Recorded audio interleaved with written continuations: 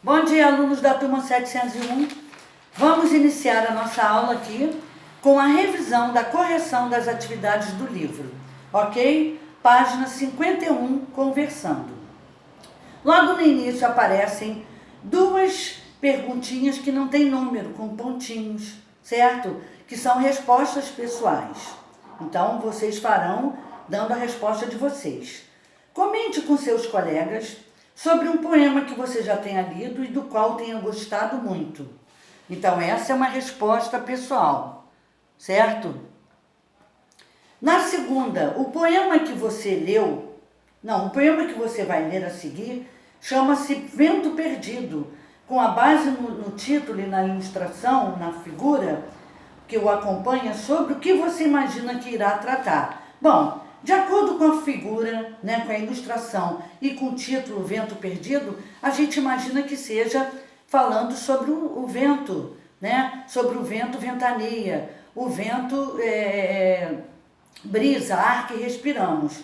Mas depois nós chegamos à conclusão de que não é bem isso, é uma forma de metáfora, ou seja, um sentido figurado que o poeta utiliza nas poesias, no poema, para poder fazer com que as pessoas façam a sua interpretação a respeito disso, Então, o vento perdido aí significa transformação das coisas, mudanças ocorridas na vida do autor. Então, aqui a primeira é pessoal e a segunda também é pessoal. Eu dei minha opinião, vocês vão colocar a de vocês. Então vamos lá ao Vento Perdido. Observem que em cada linha é chamado de verso. Ao grupo desses versos nós temos as estrofes reunidas, certo? E elas são separadas uma das outras através de um espaço. Esse poema é de Pedro Bandeira, É de Pedro Bandeira. E vamos agora para a página 52. Número 1. Ao final da leitura, suas hipóteses sobre o tema do poema se confirmaram ou não? Bom, aí também é uma resposta pessoal, No começo a gente pensa que é relacionado ao vento, ventania ou brisa, e no final a gente vê o quê? Que não trata-se disso, trata das emoções sentidas em relação ao tempo e das coisas que foram levadas da vida do poeta, certo? Então a resposta é pessoal. Número 2.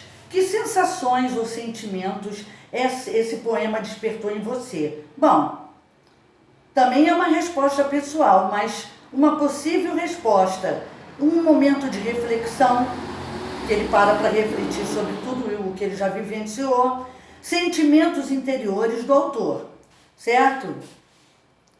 Mas a resposta é pessoal. 3. Onde esse poema foi publicado? Bom, em um livro. No caso, vocês estão vendo eles aqui, Através do livro de vocês. Vocês estão vendo o poema aí, através do livro de vocês. E em que outros veículos podemos encontrar poemas? Em revistas, em jornais, em sites, em blogs, em tantos lugares, Como as pessoas gostam de poesia. Tem umas que não, mas muitas, a maioria, quase o público geral gosta e gosta de ler, certo? Agora a pergunta número 4. Leia o verbete. Verbete é a palavra que vai ser pesquisada no dicionário, que vem acompanhado dos seus significados. Então, a palavra vento apresenta, extraída lá do dicionário, 4 significados, que vêm cada significado através de numeração, de números. Então, o primeiro significado de vento é movimento natural do ar atmosférico. O segundo é agitação do ar provocado artificialmente. Terceiro, o ar atmosférico. E 4, ventosidade, flatulência, ou seja, o ar. Então eu pergunto, na letra A do número 4, quantos significados foram atribuídos à palavra vento? Foram 4, E como você identificou isso? Através da numeração que ordenam cada um deles, né? Cada significado. Então foram atribuídos 4 significados identificados por números que ordenam cada um deles, certo? Agora, a letra B. No poema, a palavra vento adquire um sentido que não está contemplado nesse verbete. Não vem o significado. Por que será? Porque ele tem um sentido figurado, tá? É o que? É uma interpretação do poeta. Então, a palavra vento, no poema a palavra vento adquire um sentido que não está contemplado nesse verbete. Vamos explicar esse sentido. Ele representa tempo, né? O responsável por transformar as coisas, ou seja, algo que ele deixou de realizar, coisas que ele gostava e foram perdidas, que o tempo levou, certo? Então, a resposta. O vento representa, no entanto, o tempo, ou seja, é o vento-tempo, o responsável por transformar as coisas. Letra C. Que efeito de sentido a palavra vento confere ao poema? Uma forma de sentido não usual, não é? A gente não está acostumado a usar esse termo, mas o poeta usou justamente para quê? Para poder criar o seu poema, certo? Resposta. Ao empregar a palavra vento em um sentido não usual, cria-se um efeito poético no texto, né? Explorando o poema. Número 1. A voz que fala no poema é chamada de eu lírico ou eu poético. Letra A. O eu lírico do poema é masculino ou feminino? Se vocês olharem no finalzinho da poesia, vocês vão ver o nome de quem a fez. Então, é masculino ou feminino? Masculino, Pedro Bandeira, certo? Agora vamos para a letra B. Cite alguns trechos que comprovam sua resposta. Quando Pedro Bandeira diz: vou montado num jumento, né? Quando eu estava distraído, certo?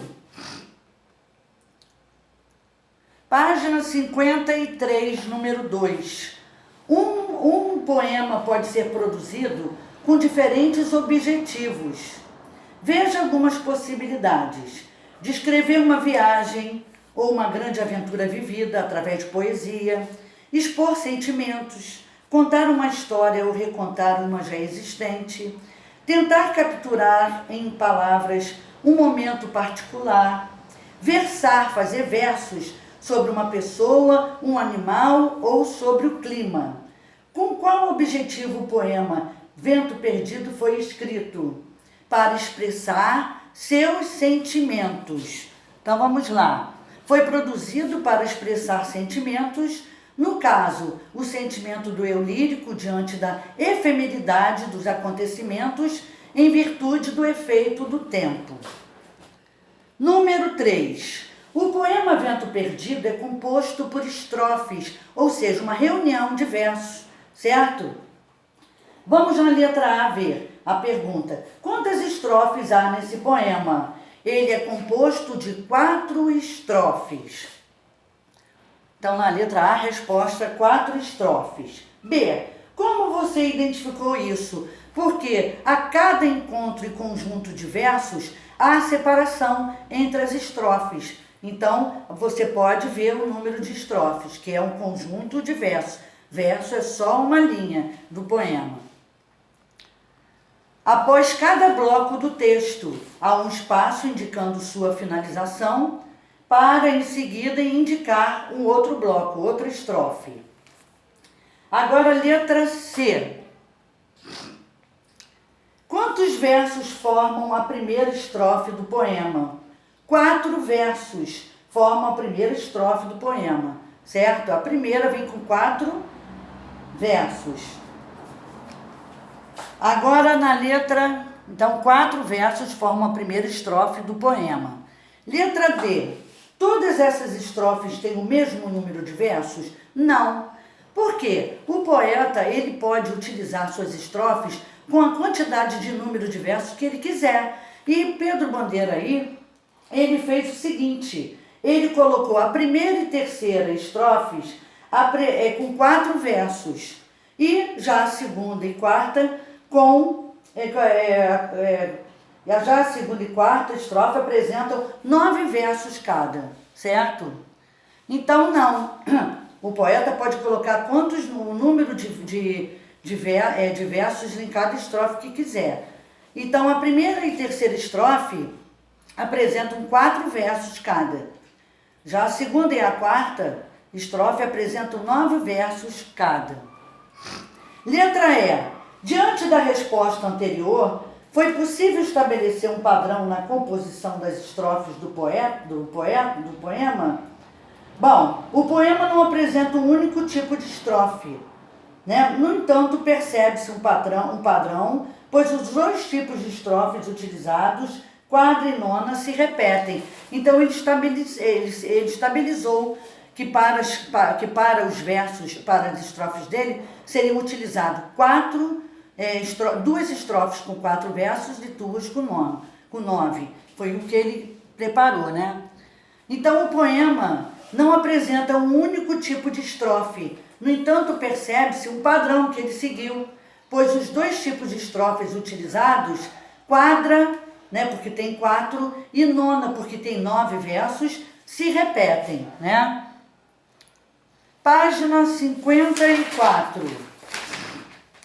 No número 4 da página 54, pesquise 2 poemas e anote a seguir a quantidade de estrofes e versos de cada um deles. Ou seja, vocês vão ver um poema e ver quantas estrofes tem e dentro de cada uma quantos versos possui dentro de cada estrofe, ok? Então, poema 1 e poema 2 é a resposta pessoal. Número 5. Alguns poemas podem apresentar rimas. Rimas são combinações que aparecem no final do poema ou no meio, tá? Então, releia a primeira estrofe do poema. Vem que vem o vento, vem que sopra no momento. Vou montado no jumento, cavalgar o arco-íris. Observem que os 3 primeiros versos no final tiveram as palavrinhas vento, momento e jumento, fazendo a combinação entre si, certo? Então, isso é chamado de rima, quando há combinações. Então, na letra A, entre quais versos ocorrem as rimas na primeira estrofe do poema Vento Perdido? As rimas ocorrem entre o final do primeiro, segundo e terceiro verso, ok? As rimas ocorrem entre o final do primeiro, segundo e terceiro verso. Letra B. Agora observe as palavras a seguir e localize na estrofe indicada entre parênteses quais palavras rimam com elas. Com a palavra cantar na segunda estrofe é soprar e voltar, ok? Resposta: sobrar e voltar. Carregou. Qual rima que combina na segunda estrofe? Carregou com passou. No sonho da terceira estrofe, qual é a rima que combina com sonho? Medonho. Observe as rimas que são utilizadas no poema. Ventar, na quarta estrofe, rima com voltar e ventar, certo? Momento, na quarta estrofe, combina com arrependimento. Momento com arrependimento. Então, vocês observaram que a utilização de rimas, certo? Serve para dar também musicalidade e mais beleza, né, no poema. Número 6. Além da rima, outro recurso importante no poema lido é o ritmo. Tem que ter ritmo. Observe que a repetição de letras cria um ritmo, tá? Uma musicalidade na poesia. Na letra A, que letra se destaca no poema? A letra V, porque relacionada ao vento. Conforme eu repito as palavras com a letra V, mostra o movimento do vento, certo? Então, letra A do número 6, a letra V. Letra B. O que a repetição dessa letra sugere? sugere o som produzido pelo vento, ok? Essa repetição sugere o som produzido pelo vento. Página 55, letra C. Além da repetição de uma letra, no poema a repetição da expressão vem que. Explique qual efeito ela causa no poema, para enfatizar o sentido do texto, que o vento representa a passagem do tempo.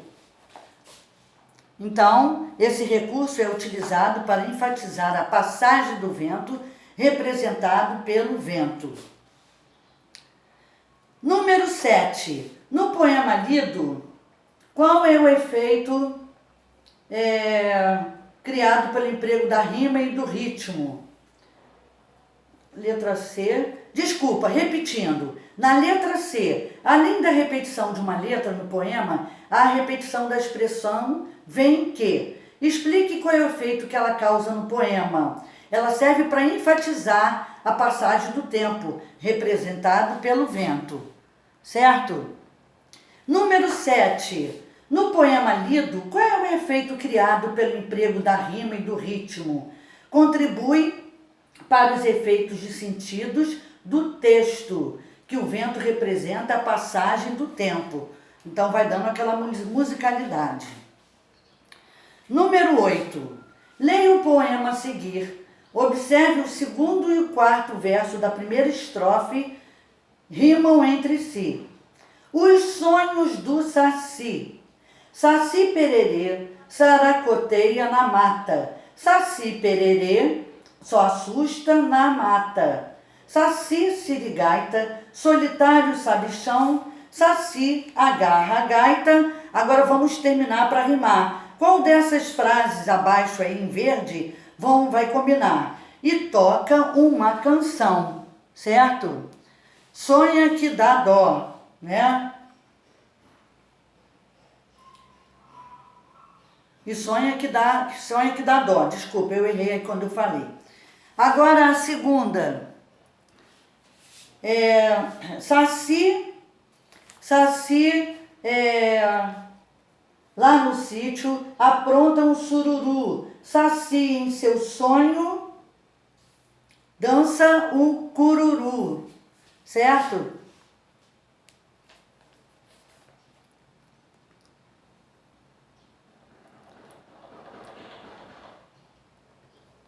Repetindo, gente. Sonha que dá dó combina com a letra D, tá? Então eu vou repetir para vocês entenderem. Saci pererê saracoteia na mata. Saci pererê só assusta na mata. Saci sirigaita solitário sabichão. Saci agarra a gaita. Aí vem a resposta A. E toca uma canção. Certo? É a letra A correspondente. Agora vem a letra B. A letra B não. Saci lá no sítio apronta um sururu. Saci lá no sítio apronta um sururu. Saci em seu sonho dança o cururu. Certo? Vai ser a letra B. Dança o cururu. Agora vem a outra, a próxima. Saci em seu sonho é mais serelepe. Saci em seu sonho é bem mais risonho. Combina com a letra C. E é bem mais moleque. Saci lá na selva, saltando e samba só. Saci lá na selva, letra D. Sonha que dá dó. Certo? Sonha que dá dó não. Vai ser sonha, é a letra D, que vai ser a letra D, sonha que dá dó. Desculpa aí. Agora a última. Com quem sonha o Saci? Saci com quem será? Eu sonho com duas pernas. Então, saltando de lá para cá. Certo? Então ficou a resposta D, A, C, B, E. Página 56. Aqui nas páginas 56 e 57, o que ocorre? Ocorrem dois textos distintos, ou seja, eles são iguais naquilo, na essência, naquilo que se passa, que é a história de Iracema, ou seja, com dois personagens, Iracema e Martim, certo? De José de Alencar, o escritor. Então, o que acontece? Nesse primeiro texto aí, vocês vão ver que ele está disposto através de parágrafos. Quando nós temos parágrafos, nós chamamos de prosa. Prosa é o texto que é dividido em parágrafos. No segundo texto da letra B, é o mesmo assunto sobre Iracema e Martim, só que através de poema, dividido em versos e estrofes. Então essa é a diferença dos dois. Na letra A temática desses dois textos se aproximam ou se diferencia? A temática, o assunto, se aproximam, porque trata-se do mesmo assunto, certo?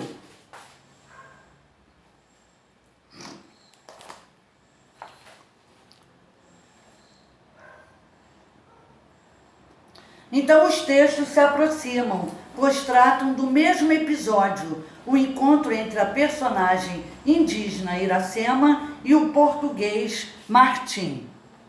Letra B.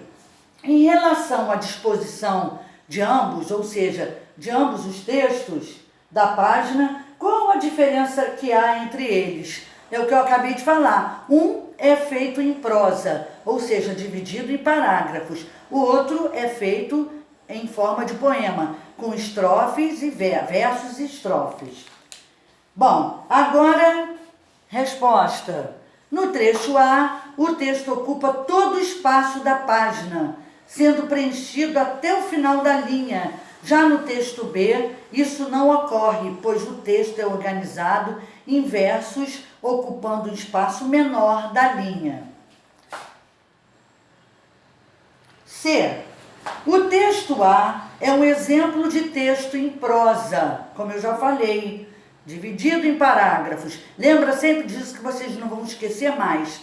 Todo texto dividido em parágrafos chama-se prosa. Todo texto dividido em versos e estrofes chama-se poema. Essa é a diferença de ambos, tá? Com base nos textos, vocês vão utilizar PR para prosa e PO para poema. Então vamos à primeira, escrita aí, primeira opção. É escrito em versos e organizado em estrofes. Poxa, molezinha, é um poema, certo? É composto de parágrafos, blocos de ideias de um texto. É o quê? É uma prosa, certo? Que é dividido em parágrafos. Outra, apresenta recursos sonoros, produz musicalidade, como rima e ritmo. Vai ser o quê? Poema, certo? Apresenta liberdade em relação à pontuação. É um poema. E há certo rigor em relação à pontuação. Vai ser prosa. Então, gente, aqui fizemos a correção das atividades do livro, certo? Sobre a matéria, sobre poema, tá? Então, aqui, um bom dia para vocês e um beijo. Fica com Deus.